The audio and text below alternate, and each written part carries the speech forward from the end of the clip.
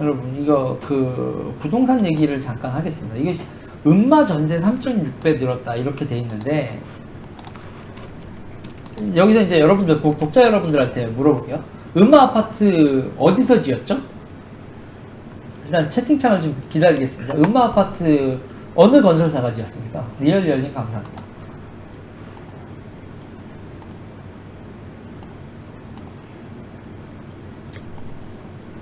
한보죠, 한보. 한보가 지었습니다. 한보인데, 그래서 제가 오늘 물어봤어요. 아까 이제 이 젊은 친구들한테 물어봤는데, 건아, 혹시 깃털론 알아? 깃털. 정치판에 있었던 깃털론? 깃털론. 나는 깃털이다. 몸통은 따로 있다. 네. 그런 걸 모를 거야. 그게 여러분 홍인길이었나? 네. 뭐였죠? 여기 콩형, 해피한 형. 그 한보한테 돈 받고 YS계에서 맨 마지막에 나는 깃털이지 몸통 아니다라고 했었던. 응? 네, 신한국당 홍인길. 홍인길 맞죠? 오똑하지님 감사합니다. 네. 그래서 이제 그때 여러분 지금 와서 이제 정치적으로 좀 얘기를 하면 그때 YS계에서 김무성 의원이 지금은 뭐 YS의 적장자 이런 식으로 돼 있지만 네. 거기서는 홍인길보다도 밑 아니었어? 라는 지금 두 분은 지금 그런 거죠. 여기 이제 지금 채팅창에 물어보는 거예요. 나이 드신 분들한테. 홍인길보다도 밑이었다고. 김무성 의원 그 상도동에서 가시는 무슨 가시니 그냥 돈 많은 그렇게까지 돈 많이 썼나? 모르겠는데 그냥 건물 빌려주고 뭐하는 YS의 적장자로 얘기하는 것 자체가 되게 웃긴 거야. 지금 당연히 홍인길보다도 밑이었고 뭐인데 그러면서 김무성 의원이 지금의 위상을 가지게 된 건 YS 쪽에서 키워줘서가 아니라 박근혜 대통령이 픽업을 해서인데 그것도 정말 웃긴 얘기죠. 정말 웃긴 얘기인데 아니 지금 제가 이 두 분한테 그런 게 한보 알아요? 한보? 잘 모릅니다. IMF 때 한보가 부도 내고 뭐 이런 게 있었어요. 네. 그래서 이제 여기서 이제 옛날 추억을 지금 얘기를 하자면 종놈이 뭐하라. 이 종놈 발언 사건 때문에 자기 직원을 종이라고 했었어요. 그래서 막 그때 청문회하고 뭐하고 이러면서 그때 이렇게 했죠. 그러니까 종놈이 뭐랍니까 이런 식으로 해서 직원을 종으로 비유하면서 심부름이 나는 종이지 따로 한다 이런 식이었어요. 근데 이 정태수 회장이 아마 구급공무원 출신의 이렇게 주택사업하면서 이렇게 회장이 되신 그런 분이었는데 이 분 얘기가 왜 지금도 중요하냐면 지금 흔적이 있다는 얘기예요. 한국 정치에. 한국 정치에 흔적이 있는 게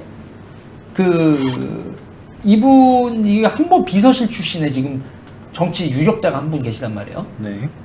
양정철이라고. 네. 많이들 아시네요. 양정철. 한보는 뭐다 양정철이다 이렇게 되는 건데 근데 저 같은 경우는 개인적인 건 아니고 그때 나 학교 다닐 때 나 대학교 2학년 때가 3학년일 건데 행정학과 형 한 명이 총학생회장을 해요. 총학생회장을 하고 외대 총학생회장을 하고 그 다음에 취직을 한보 비서실로 한다고. 그래서 뭐야 재벌 그렇게 욕을 하더니 재벌 중에서도 욕 많이 먹는 한보로 취직을 하냐 그랬더니 그때 그 NL 형들이 한 게 아니 그 위에서 땡겨준 형이 있어. 땡겨준 형이 있고 그 자기네들 NL 쪽에 땡겨준 형이 있다. 그게 누구야? 양정철이지. 그때부터 이렇게 돼 있는 건데 여기서 이제 재밌는 게 에콰도르에서 한보 정태수 회장 아들 요번에 이렇게 왔는데 양정철이 그러니까 에콰도르를 가고 뭐하고 이런 얘기해서 이게 되게 웃긴 거야. 그러니까 뭐라고 주장은 할 수는 없지만 그리고 한보에서 정태수 회장이 돈을 들고 튀었는데 돈을 들고 튀우고 뭐를 하고 돈을 숨기고 다니고 했는데 그 사람들하고 양정철하고 아무 관계가 없나? 그리고 양정철이 NL이나 그런 거에서 이렇게까지 뜰 사람이 아닌데 정치적으로 양정철의 정치적 성장의 배후에 한보라는 그리고 한보가 해외로 도피시킨 그 비자금과 관련된 그 어떤 커넥션도 양정철이 없겠지. 없는데 나는 의심을 하면 안 되나? 쟤네들이 줄일이 막 떠돌아다니는데 우리는 이런 의심한다는 얘기도 못하는 건 없다. 네. 이건 한번 생각을 해볼 게 있다라는 포인트가 하나 있고 또 하나 한보가 남긴 대한민국 정치사에 아주 잘못되어 있는 게 하나 있어요. 저는 이거를 지금 자꾸 많은 부분에서 까먹고 있는데 수서비리가 우리나라 택지 개발의 원형이란 말이에요. 그래서 여러분 수서개발 사건, 수서비리 사건 지금 다 까먹겠지만 택지를 그러니까 지금의 수서 우리가 알고 있는 수서 지금 뭐 당연히 막 도대축 이런 거 같지만 그 당시에 우리가 신도시라고 해서 분당과 일산 개발하면서 그때 수서가 먼저 이렇게 쭉 있었는데 그때 수서 비리 해가지고 그때 터져 나온 게 4천억, 5천억 이 정도 규모의 뭐 이런 비리 사건이 터졌는데 네. 그때가 뭐냐면 민주화되고 그린벨트 해제하고 택지 개발하면서 엄청난 이권이 생기는 초기 프로토 모델이고 그 이후에 민주화 이후에 한국 정치 30년을 규정하는 택지와 정치,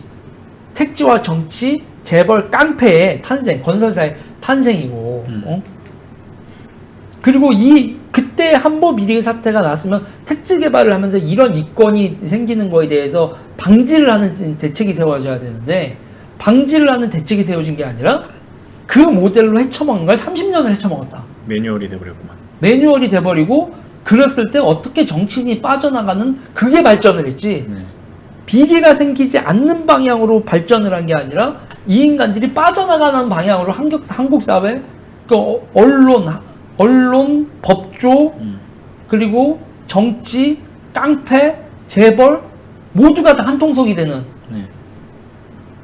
아니 주택 문제에 있어서 우리는 이 택지 개발, 신도시 개발을 둘러싼 한보의 이 사건을 다시 한번 우리가 그러니까 다시 한번 봐야 된다는 거고 그 한보의 수소 개발 사건을 보면 그 이후에 대한민국의 민주화 30년이 결국은 택지 개발 30년이었다는 얘기가 나온다고. 그러니까 우리는 뻘짓거리한 거야. 라는 게 이제 저의 모델이라 지금 갑자기 여기서 지금 오늘 뉴스는 실거주자 음마 전세 3.6배에서 그 간단하네 이렇게 하면서 문재인 정부의 부동산 정책 얘기가 나오지만 아주 우리는 더 본질적으로 대한민국의 택지 개발에 대한 문제를 택지 개발의 역사, 특히 강남에서 일단 재조성될 때만 해도 그때는 정부 주도였으니까 그때는 정부 주도고 택지 같은 경우에도 공무원이 세일즈맨이었다고요. 그때는 혹시 여러분 그때 그게 무슨 아파트죠? 복지 아파트인가 뭐가 그 아파트 붕괴 사건이 있었어요. 우리나라에서 무슨 아파트 붕괴 사건이죠? 아파트 70년대 아파트 복지 아파트인가? 무슨 아파트 붕괴 사건이 있었잖아요. 와우 아파트. 와우 아파트. 와우 아파트 붕괴 사건이 있어가지고 아파트에 대한 이미지가 되게 안 좋았어요. 되게 안 좋고 사람들이 맨 처음에 영동 개발. 여러분 영동이 영동포의 동쪽이라는 뜻이에요. 영동 개발을 하고 그럴 때도 맨 처음에는 그 국민주택이라고 해가지고 이렇게 해서 단독주택들 하지 아파트 분양을 안 했다고요. 그 아파트가 옛날에 혹시 AID 아파트라는 거 알아요? 삼성동에? AID 아파트라는 게 있었거든요. 네. AID가 무슨 뜻인지, 왜 AID 아파트인 줄 알아요? AID? 그러니까는 원조 아파트예요. 그래서 우리말로 해서 차관 아파트라고 불렀다고요. 왜 차관이냐면 외국에서 돈을 빌려줘서 지은 아파트란 얘기예요. 네. IBRD인가? IBRD 차관, 그러니까 International Bank for Recovery Development, 그러니까 개발 부흥은행 그 국제 거기서 차관. 그러니까 한국의 주거 형태가 되게 안 좋다고 아파트 한번 지어볼래? 라고 돈 빌려줘서 개발했다고 해서 그게 차관 아파트란 말이에요. 그러니까 영동 개발의 초창기에 그런 거였었고 그리고 혹시 채비지라는 얘기 들어봤어요?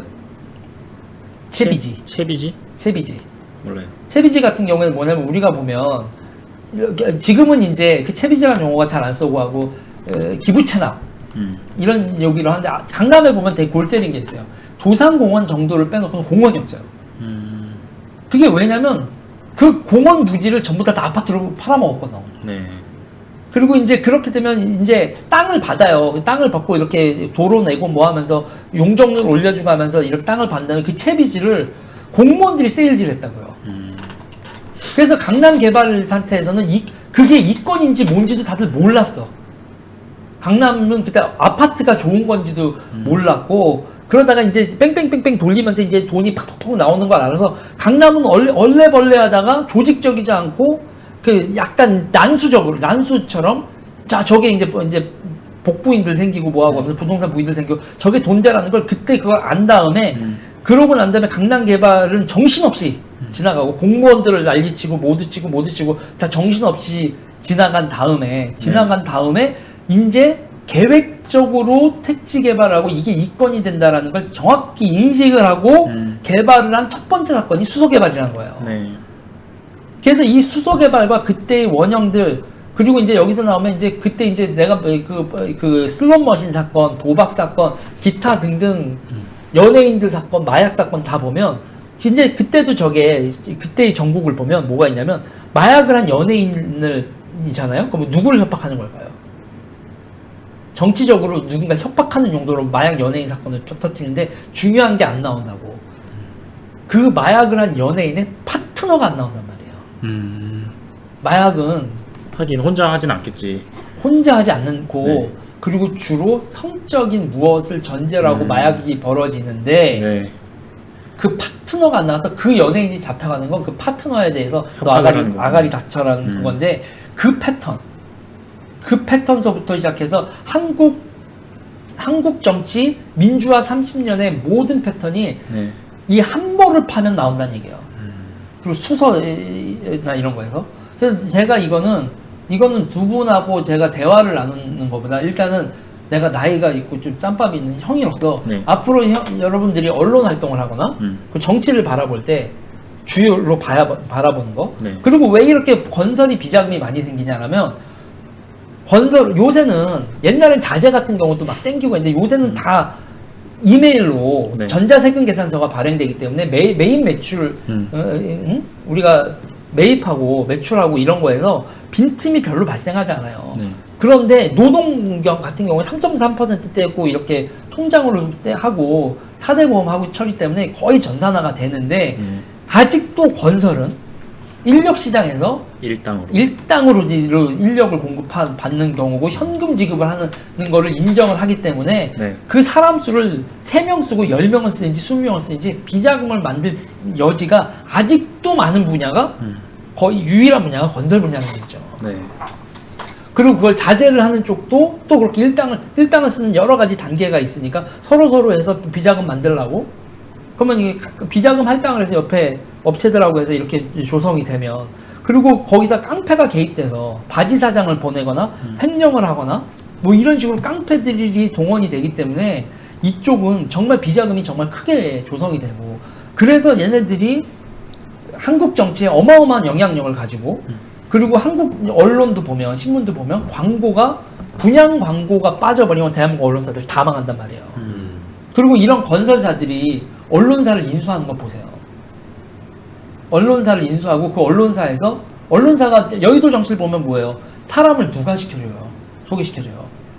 언론사 간부들 대기자 타이틀을 달면 네. 우리나라에서 기자가 어느 순간 되면 대기자분들 중에 아니야라고 또 명예훼손 하실지도 모르겠는데 특정인을 얘기하지 않지만 네. 대기자 이꼴 어느 순간 되면 업계 브로커란 말이에요. 국토교통부 대기자 그러면 분양사업 브로커가 돼버린다고요. 정치적 브로커, 여의도 정치의 브로커. 그럼 자기 출입처에서 오래돼 있는 사람이 결국은 그렇게 되고 그 사람들을 그 브로커들을 그러니까 우리가 로비스트가 합법화되어 있다면 이런 일이 벌어지잖아요. 근데 로비스트가 불법이기 때문에 그 언론사는 곧 자기의 로비스트들을 합법적으로, 그러니까 우리나라에서 기형적으로 언론사가 로비스트 역할을 하기 때문에 생기는 기형적인 일에다가 로비 자금을 공개적으로 보낼 수 없으니까 광고로 돌려서 주기 때문에 발생하는. 그래서 지금 건설이 대한민국의 정치와 언론을 지배하게 되고 우리는 또 여기서 보면 우리가 리버리지 30년 갚는다라는 전제를 하고 빚을 땡겨서 은행에서 빚을 땡겨서 저들한테 일시불로 주고 저들은 그 일시불로 받아서 자기들끼리 정산을 다 한다. 그러면 여기서 제일 호구가 누구냐? 30년 대출 받아서 비싼 아파트를 사는 우리라고. 그리고 이 구조기 때문에 아파트 지금 공급률이 세대당 공급률이 1이 넘어간다고 얘기를 하지만 네. 실질적으로 질 좋은 주택은 우리 국민소득에서도 아직도 질 좋은 주택의 공급량은 턱없이 부족하고 아파트는 여전히 희소 가치가 있는. 네. 그러니까 옛날 아파트는 희소 가치가 없지만 최신 아파트는 희소 가치가 있고 옛날 아파트가 최신 아파트랑 연결이 되잖아요. 왜? 재건축 재개발. 서울에서 이거를 하고 있으면, 그러니까 연립주택은 이건 재개발 조합이 만들어주기도 어려운데 아파트 사람들은 그 맛을 알기 때문에 이게 재테크로서 어떤 가치가 있는지 알기 때문에 이 재개발 동의하고 재개발 조합을 사인하는 것도 훨씬 더 연립주택이 있는이나 빌라촌보다는 훨씬 더 사인이 빠르단 말이에요. 그리고 건설사 입장에서도 개발을 하기가 쉽고. 제이님 감사합니다. 지금 이렇게 굳어져 있는 상태에서는 정치 개혁 안 된다는 거예요. 그리고 이런 문제에 대해서 어른들이 정치계에 있는 어른 5, 60대 분들이 젊은 사람들한테 얘기 안 해줘. 그리고 언론도 다들 그냥 너 내 새끼야? 그러면서 이렇게 손잡고 가서 좋은 술집 가가지고 이렇게 하면서 여자 불러는 술집에 가서 이렇게 꺾으면서 넌 내 새끼야 앞으로 내 말 잘 들어 그러고 청탁하고 심부름 시키고 그 심부름 몇 개 해주면 거기서부터 정치적으로 되든 무슨 바닥으로 쭉쭉쭉 하고 돈이 생기고 이런 구도로 지금 대한민국의 이 판이 굳어져 있는 상황을 개혁을 해야 되는 걸 나는 두 분한테 기대를 한다는 얘기지. 알겠습니다. 제가 얘기가 길었는데 제가 뉴스플로 지금 30대 초반 20대 친구들이 이런 거를 부셔야 이 정치개혁은 이 판을 부수는 게 정치개혁이라는 얘기예요. 이 두 사람한테 당부를 합니다 저는. 그래서 오늘 얘기가 길었네요. 이 얘기는 여기까지 할게요. 네.